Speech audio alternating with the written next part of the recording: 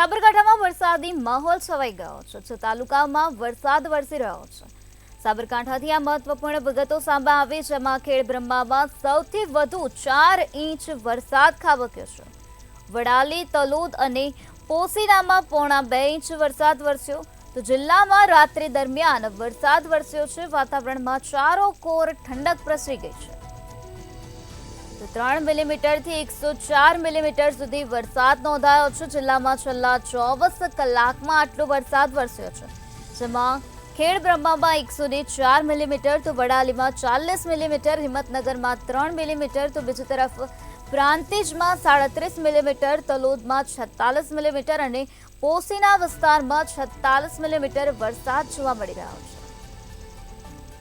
તો રાત્રિ દરમિયાન આટલો વરસાદ ખાબક્યો હતો। સાબરકાંઠા જિલ્લામાં મેઘમહેર જોવા મળી રહી છે। 6 તાલુકામાં સારો વરસાદ નોંધાયો છે।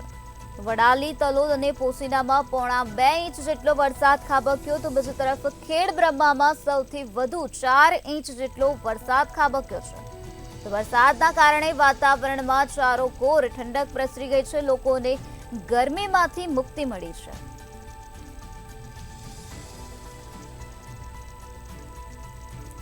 સાથે જ નીચાણવાળા વિસ્તારોમાં વરસાદી પાણી ભરાઈ જવાની સમસ્યા પણ જોવા મળી રહી છે, જેના કારણે સ્થાનિકોને અવરજવર કરવામાં મુશ્કેલી વેઠવાનો વારો આપ્યો છે। તો વાહન ચાલકો પણ આવા વરસાદી પાણીમાં અટવાઈ ગયા છે। તો સાબરકાંઠાથી આ મહત્વપૂર્ણ વિગતો સામે આવી, જ્યાં મેઘો મન મૂકીને વરસી રહ્યો છે। 6 તાલુકામાં સારો વરસાદ જોવા મળી રહ્યો છે। વાવણી લાયક વરસાદ થવાના કારણે ખેડૂતોમાં પણ અત્યારે ખુશીનો માહોલ જોવા મળી રહ્યો છે। ખેડબ્રહ્મામાં સૌથી વધુ 4 ઇંચ જેટલો વરસાદ નોંધાયો, તો બીજી તરફ વડાલી, તલોદ અને પોસીનામાં પોણા 2 ઇંચ જેટલો વરસાદ ખાબક્યો છે। ખેડબ્રહ્મામાં 104 મિલીમીટર, વડાલીમાં 40 મિલીમીટર, હિંમતનગરમાં 3 મિલીમીટર, તો બીજી તરફ પ્રાંતિજમાં 37 મિલીમીટર અને તલોદ અને પોસીના વિસ્તારમાં 46 મિલીમીટર જેટલો વરસાદ જોવા મળી રહ્યો છે।